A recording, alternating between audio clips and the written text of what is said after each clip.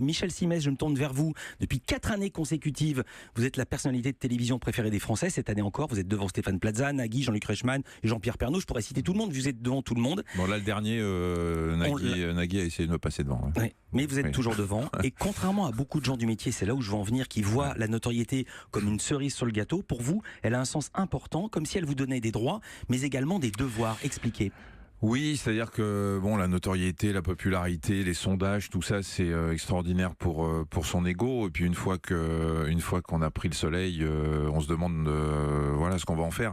Moi, et c'est pour ça que j'ai écrit Hippocrate aux enfers sur les médecins nazis. Je me suis dit que pour faire connaître cette période dramatique de l'histoire de la Deuxième Guerre mondiale, si ce livre avait été écrit par quelqu'un d'anonyme, peut-être qu'il aurait eu moins de succès. Les gens me connaissent bien, apparemment m'accorde une certaine crédibilité.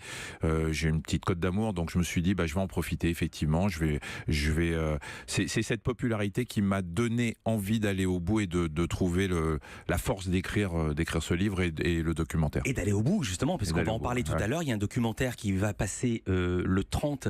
le 30 janvier, oui. Exactement. Ouais. C'est pour ça que vous avez fait ce film aussi. Oui, c'est pour ça que je l'ai fait. C'est qu'à chaque fois, je me dis, parce que c'est compliqué, c'est difficile psychologiquement d'écrire sur les expériences médicales dans les camps de concentration.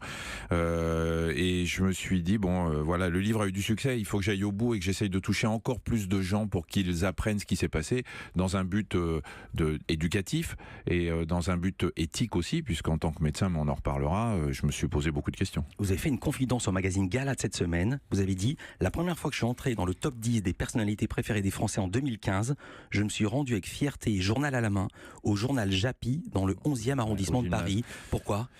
Parce que mon grand-père paternel a été arrêté par la police française au gymnase Japy dans le 11e arrondissement et il a été déporté par donc la police française. Et quand des décennies plus tard, les Français envoient un message d'amour à son petit-fils, je me suis dit que voilà, c'était un raccourci de l'histoire et que j'allais avec le journal, croyant ou pas croyant, j'ai mis le journal au gymnase Japy au-dessus de ma tête et j'ai dit voilà, grand-père, c'est un message d'amour de la France pour ton petit-fils.